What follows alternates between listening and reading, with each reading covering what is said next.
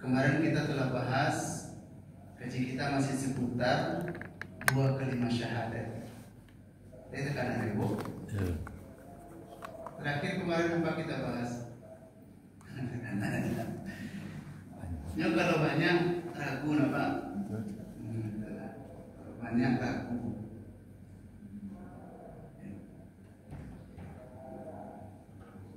Jadi pasal jalan dapat tambuh, apa kaji dia ulang. Kita ulang balik. Jadi bakator kita ulang, kita bilang mengansep ke sisi di bawah lantai. Kita bilang senang dapat dan tinggal senang pandai.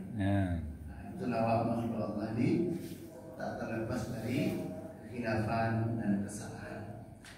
Bapak dan Ibu, kaji kita masih membahas kalimat asyhadu alla ilaha illallah wa asyhadu anna Muhammadar Rasulullah.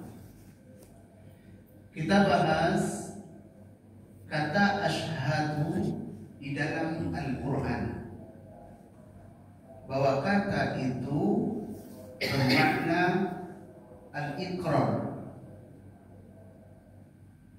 pernyataan.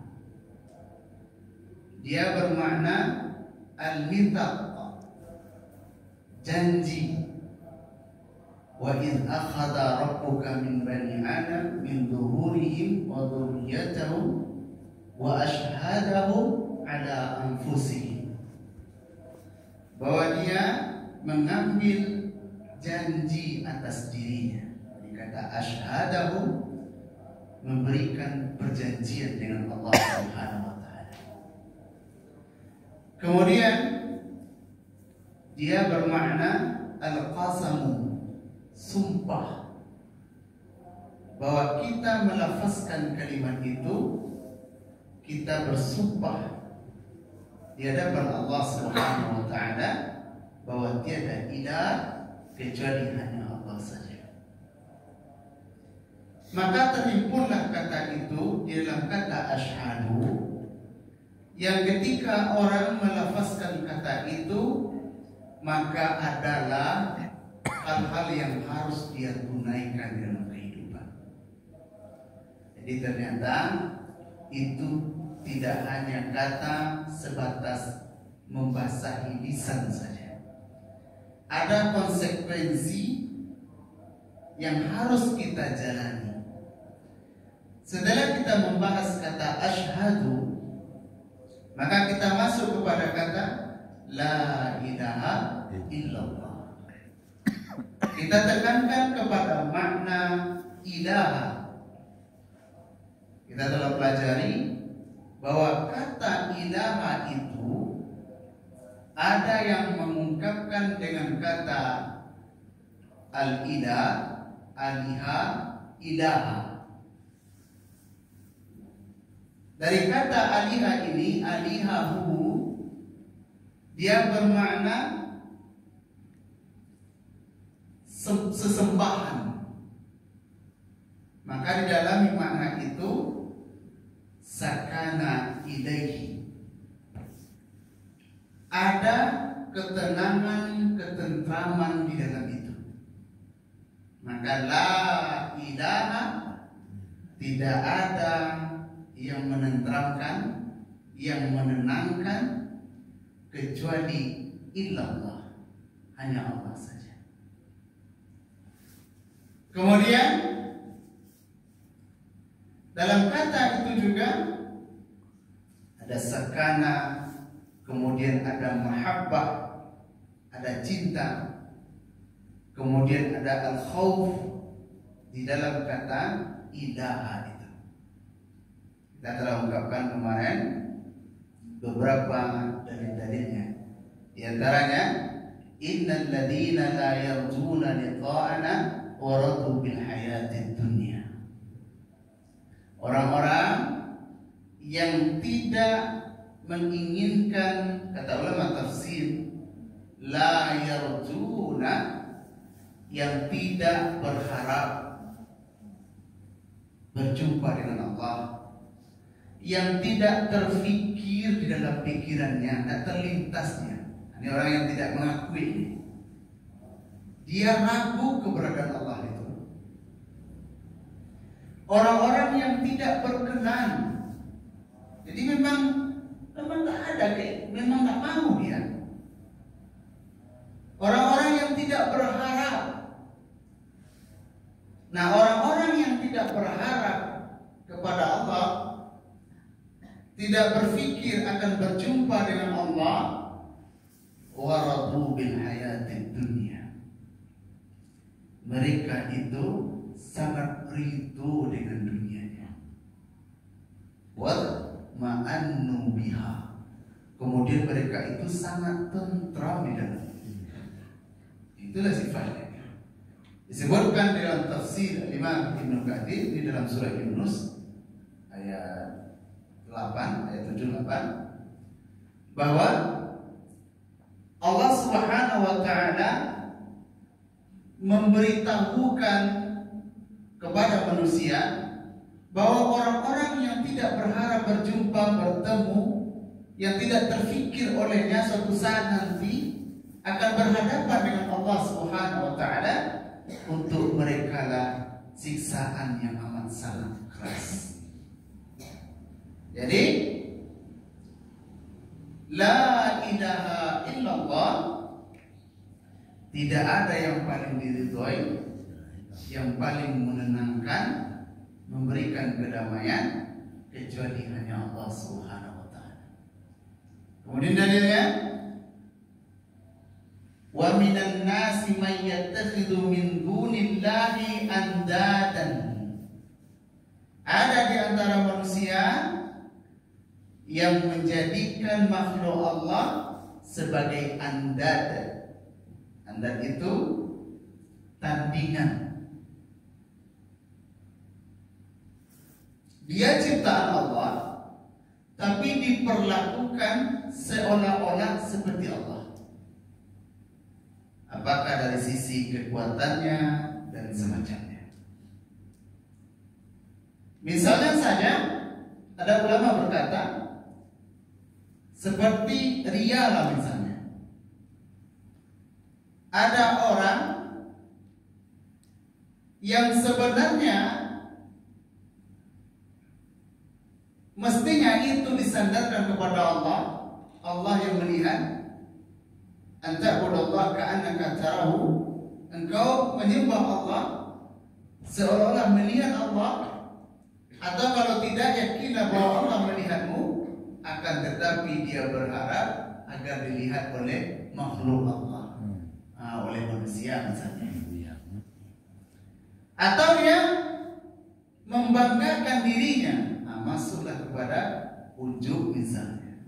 Ini contoh sederhana.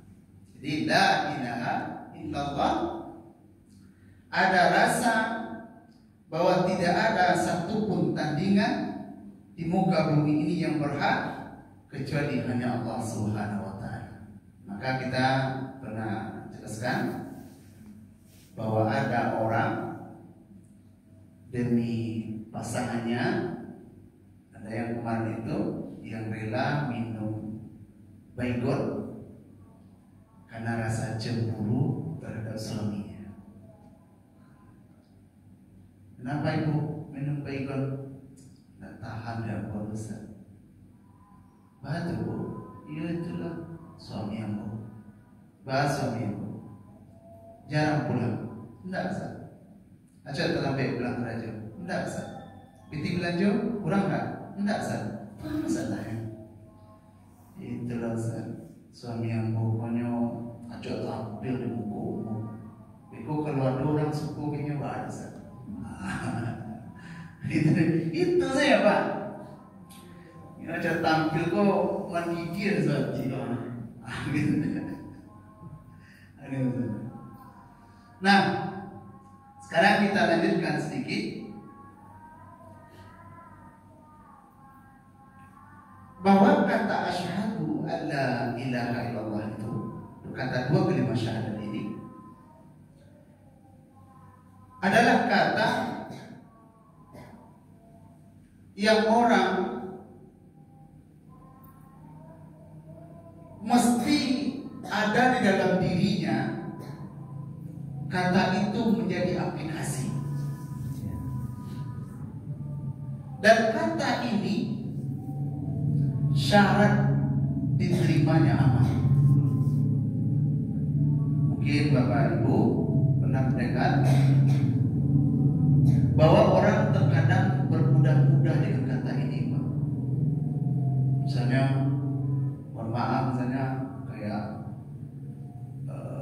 ucapan-ucapan selamat, atau mungkin ada orang berkata begini, ada tokoh non-muslim membantu pesantren, membantu masjid, banyak melakukan kebaikan.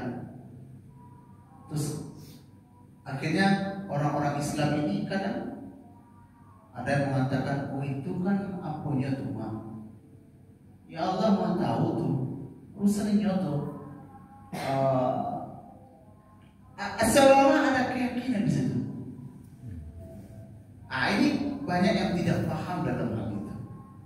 Makanya ketika Buya Hamka diminta untuk mengucapkan kata selamat ke agama lain, beliau biarlah mundur saja dari MUI. Gitu kan. Karena dia paham substansi makna dari kata itu. Maka kata ini, bahkan kalau ada orang yang tidak mengungkapkan, melafazkan tasdiqum bil qalbi, takrirun bil lisani wa amalun bil arkan, maka dikhawatirkan dia menjadi keluar atau tidak dianggap sebagai muslim, begitu. Kita lihat bahwa kata itu penting, syarat di dalam keislaman seseorang. Allah Subhanahu wa taala berfirman, "A'udzu billahi minasyaitonir rajim. Bismillahirrahmanirrahim.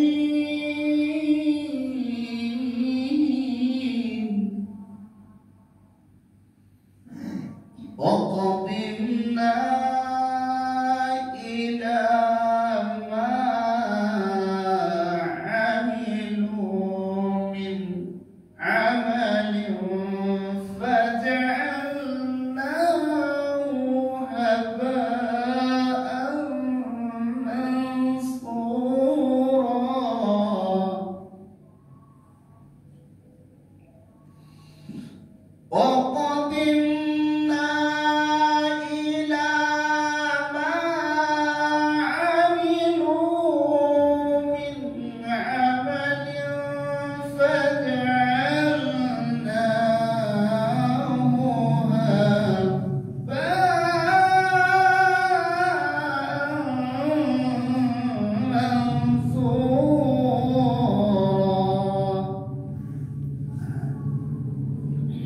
Jadi kata Allah dalam surah Al-Furqan ayat ke-23.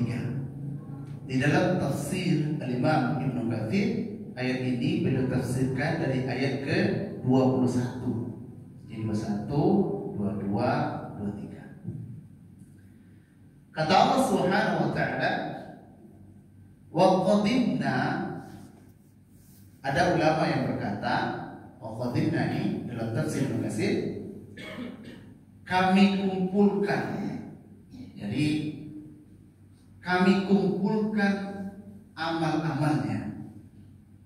Ada yang berkata, kami himpunlah amal-amalnya. Kami kumpulkan atau kami himpun amalan-amalan mereka. Faja'alnahu, maka kami jadikan haba'an manthura. Haba'an manthura ini di ayat di atasnya kata Allah Subhanahu wa taala, ingatlah olehmu suatu hari ketika mereka melihat para malaikat, yauma yarawna al-malaika. Mereka yang disebutkan tadi, yang dikumpulkan amalan itu, kemudian amalan itu dijadikan haba'an mansura. Kita lihat apa itu haba'an mansura ini. Makanya penting kalimat la ilaha illallah ini. Tasdiqu bil qalbi, takrirun bil lisani, wa amalun bil arkan. Karena dia adalah al-iqrar, al-qasamu, al-mithaq, al-ahdu. Dia adalah sumpah janji. Ketika mereka melihat para malaikat, la bushra yawma idzin lil mujrimin. La bushra, basyira, kebahagiaan. Tidak ada lagi kata-kata yang menghibur, masa kondisi yang bisa membuat hati tenang. Kata Allah, ketika dia melihat malaikat, tak ada lagi ketenangan, hiburan di dalam dirinya. Siapakah mereka? Lil mujrimin, orang-orang yang di dunia dipenuhi dengan dosa. Siapakah lil mujrimin ini? Di ayat 21-nya adalah orang yang tidak bersyahadat. Istilahnya non muslim. Nah, makanya penting kalimat ini. Disebutkan oleh ulama tafsir, wa yaqulu, bahwa malaikat tadi berkata hijran mahjura. Maksudnya kata ulama, ruh mereka tadi itu ketika datang malaikat Israel, dia tak mau keluar. Jadi makanya orang kafir itu surganya hanya di dunia saja, kebahagiaannya di dunia saja. Maka adalah yang memiliki pemahaman, hartanya dikumpul, kalau meninggal itu dilakek ke badannya, dilakek ke badannya, Pak. Jadi ada kuburannya di badan, Pak. Dilakek ke badannya, lakek seluruhnya. Jadi kok kemewahan. Jadi nanti ya dia menggaya gitu. Nah, selesai terkubur kira-kira 2 malam, menyebutnya kali ke badan. Ikan 5. Allah berbagai macam cara. Dia daripada ini. Ini saya pergi kajian ke Bumui, Teluk Kabur. Itu dia pun banyak kabur. Terus kata supir ni, itulah orang awam orang Indonesia. Baru beberapa jam ditanam, hanya kaki di kawan beliau.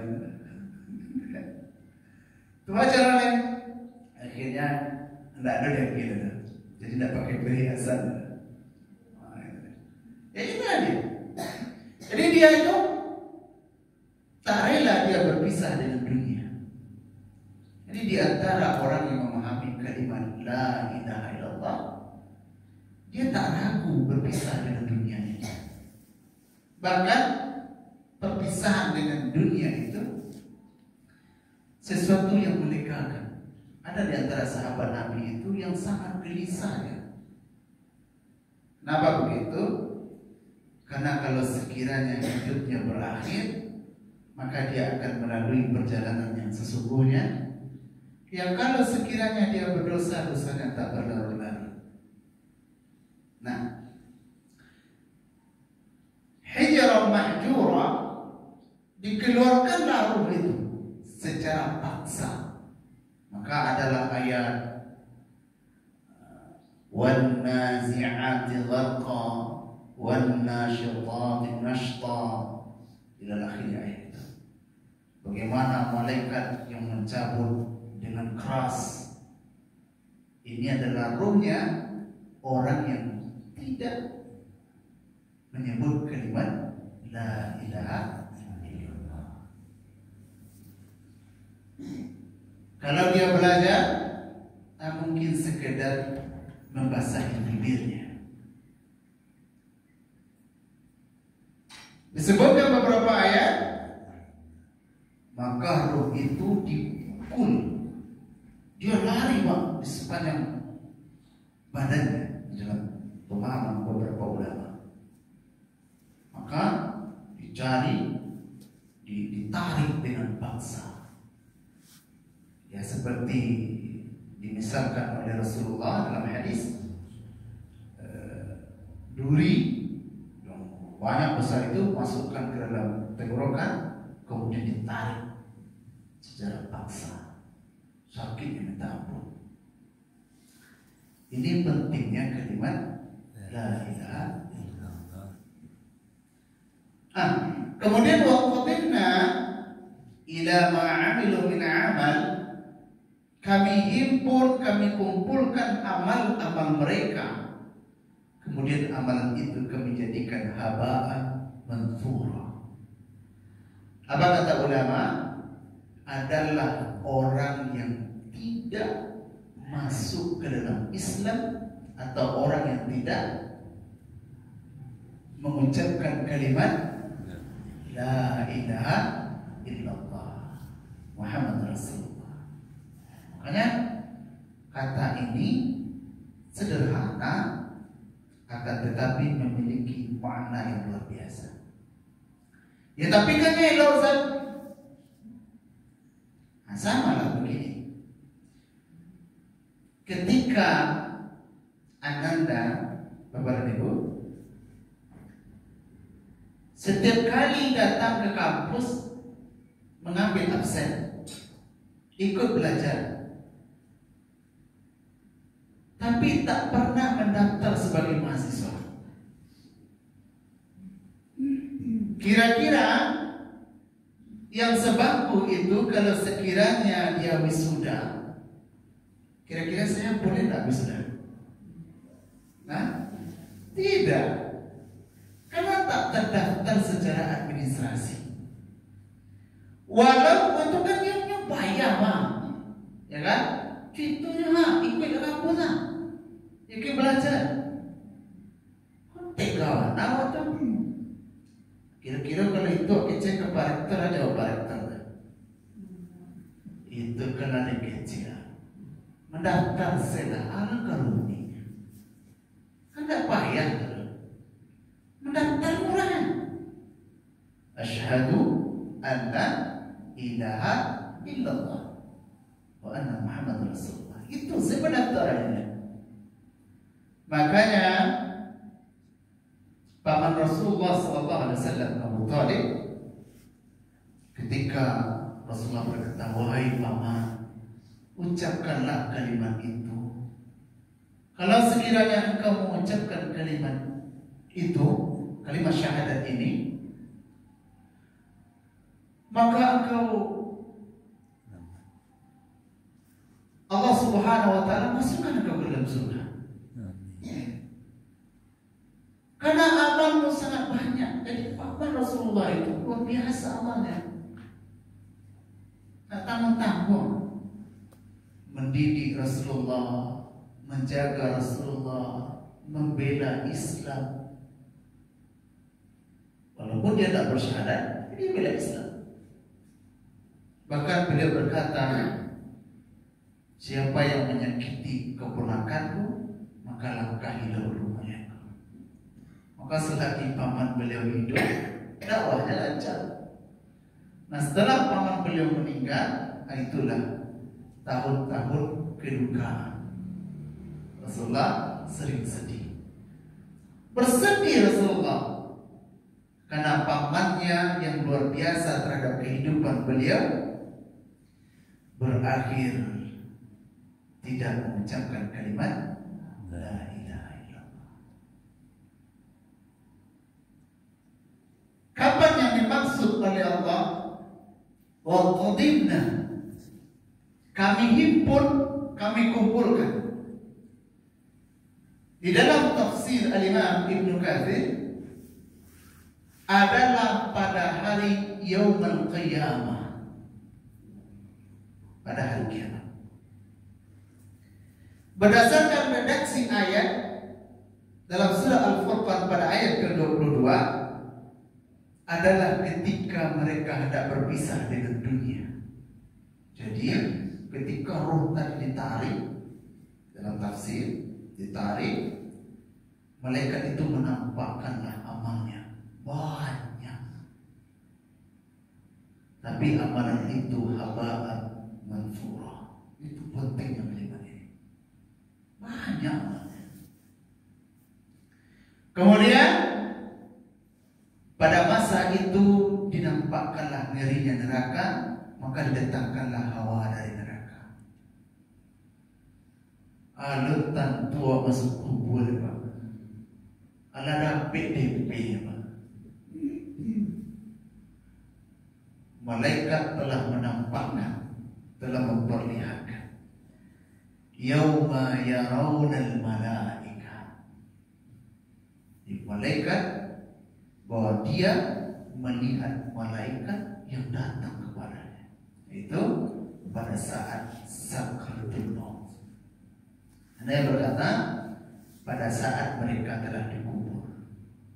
Tapi pada intinya bahwa kalimat ini memberikan pengaruh terhadap seseorang.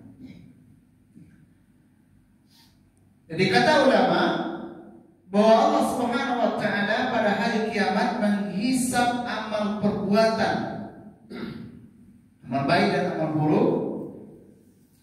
Maka Allah Subhanahu wa taala memberitahukan kepada orang yang tidak bersyahadat.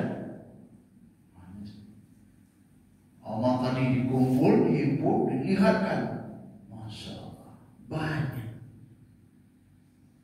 Akan tetapi amalan itu haba'an manthura. Sekarang kita lihat kata faja'alnahu haba'an manthura.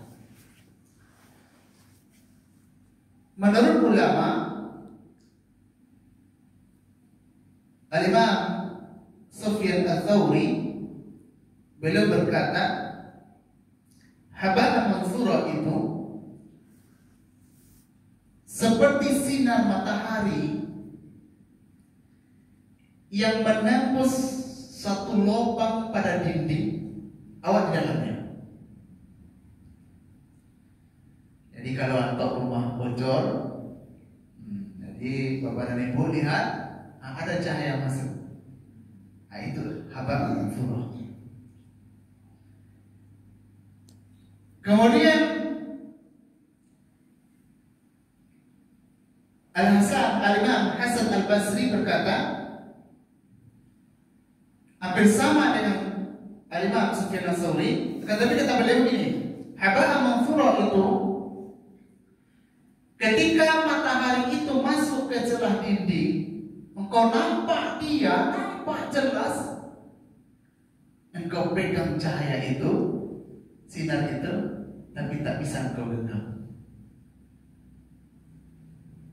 Biasa ya. Nampak jelas tapi tak bisa diambil. Itulah haba'an manthura itu. Wa qadimna, kami kumpulkan, kami himpun, baik ketika dia dalam keadaan sakratul maut, dalam kubur, atau yaumul qiyamah, atau pada hari kiamat. Kemudian kami perlihatkan kepadanya, akan tetapi amalan itu haba'an manthura, seperti cahaya yang menembus dinding, nampak nyata, tapi engkau tak bisa memegangnya. Ini luar biasa kalimat ini, Pak. Tak bermain ini. Kemudian berkata, seperti air yang ditumpahkan. Kalau kita buang air ke tanah, airnya nampak, tapi beberapa saat dia menghilang karena diserap oleh bumi, diserap oleh kesyirikan, kemusyrikan. Dia ada, tapi hilang saja. Itulah makanya di dalam ayat bahwa orang yang melakukan kesyirikan ini tak bisa masuk surga meskipun amalnya banyak, karena menduakan Allah. Makanya kita hati-hati Bapak dan Ibu.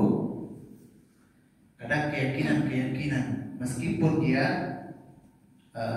asyirku saghir, syirik-syirik yang kecil, ya. Kemudian Al-Imam Al-Baghawi rahimahullah ta'ala, yang dimaksud dengan haba'an manthura itu, amal mereka itu menjadi sia-sia. Jadi jangan juga ada lagi keyakinan ada orang yang baik, ini bantu masjid, berjalan, bantu ini itu, pastilah Allah pertimbangkan amalnya. Jangan lagi ada kata seperti itu. Ini maksudnya pelajaran kita ini. Kenapa? Karena Allah yang katakan. Jadi tak boleh pula ketika ada ustaz. Memang kalau kajian akidah ini terkesan agak keras, tapi begitulah dalilnya. Kita ungkapkan dalil-dalilnya. Ada ulama yang berkata amalnya menjadi sia-sia, tidak mendapat pahala. Ia disebabkan karena kalimat tadi. Al-Imam Ibnul Jauzi rahimahullah menafsirkan, karena sesungguhnya amalan tidak akan diterima jika dibarengi dengan kesyirikan. Jadi kalau yang dari di atas tadi, pendapat-pendapat ulama seperti Al-Imam Sufyan Ats-Tsauri, Hasan Al-Basri dan semacam itu bisa nanti diulang lagi bacanya dalam tafsir Al-Imam Ibnu Katsir. Jadi kami mengambil pendapat dari situ.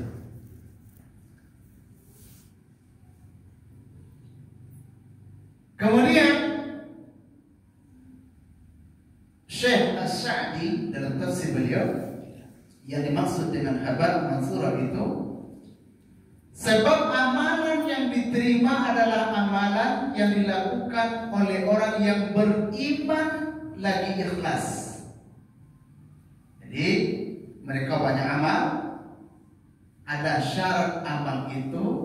Pertama iman itu udah pasti 2 kalimat syahadat dalamnya, ya kan? Yang kedua ikhlas. Jadi ada orang, jadi haba'an manthura ini dia amal itu menjadi sia-sia seperti ya matahari yang menembus dinding itu. Kalau sekiranya orang yang beramal itu pertama tidak beriman, atau dia bersyahadat tapi dalam amalnya tidak ikhlas. Nah, kenapa tidak ikhlas ini berpengaruh terhadap amal? Karena dia menduakan Allah dengan makhluknya. Itu masalahnya. Karena dia ingin melihatkan amalnya. Jadi menyembah Allah, akan tetapi juga berharap agar menjadi perhitungan di tengah masyarakat. Nah, ini masalahnya. Jika amal itu jadi haba'an manthura. Menurut Buya Hamka dalam tafsir beliau bahwa haba'an manthura ini pendapat terakhir, seperti seseorang yang berjalan di padang pasir. Kalau engkau melihat seseorang berjalan di padang pasir, kata beliau, engkau menampak seolah-olah ada air dari kejauhan. Ketika engkau turuti sampai di sana, maka tidak ada air. Jadi fata morgana. Tidak paham kita ya Pak ya?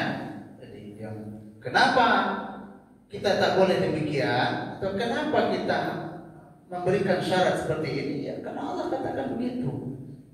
Dihimpun seluruh amal, akan tetapi tidak mengucapkan asyhadu an la ilaha illallah, maka amalan itu seperti habaan manthura, seperti fata morgana, seperti debu yang berterbangan, seperti matahari yang masuk ke celah dinding, nampak akan tetapi tak bisa dipegang. Kapan dia dinampakkan? Satu, ketika sakratul maut, penampak pertama. Kedua, ketika dalam kubur. Yang ketiga, ketika pada hari kiamat. Maka disitulah awak menggigit jari. Boleh, nyobanya.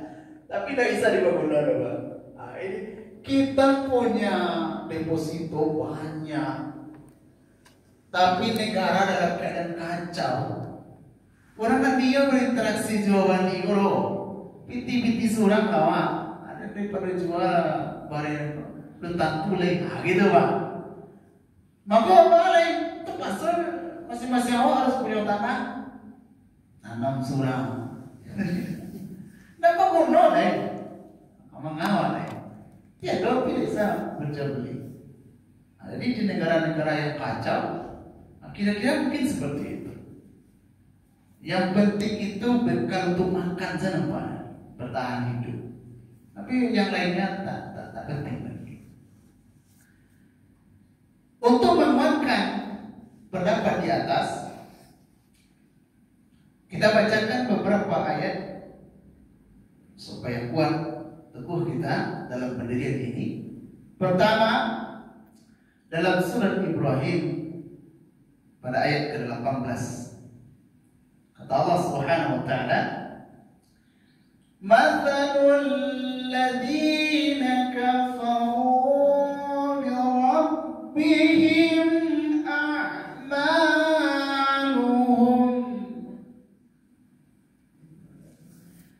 Orang-orang yang kafir itu, orang-orang yang kafir terhadap Tuhannya, amalan-amalan mereka, a'maluhum karamadi. Amal-amal mereka itu karamadi istaddat bihir rih. Amal-amal mereka itu seperti debu yang ditiup oleh angin. Ini ayat tadi ini. Tadi pendapat ulama. Orang-orang yang tidak Islam, non-Muslim, amal-amal mereka itu seperti debu abu yang ditiup oleh angin yang kencang. Jadi rihu.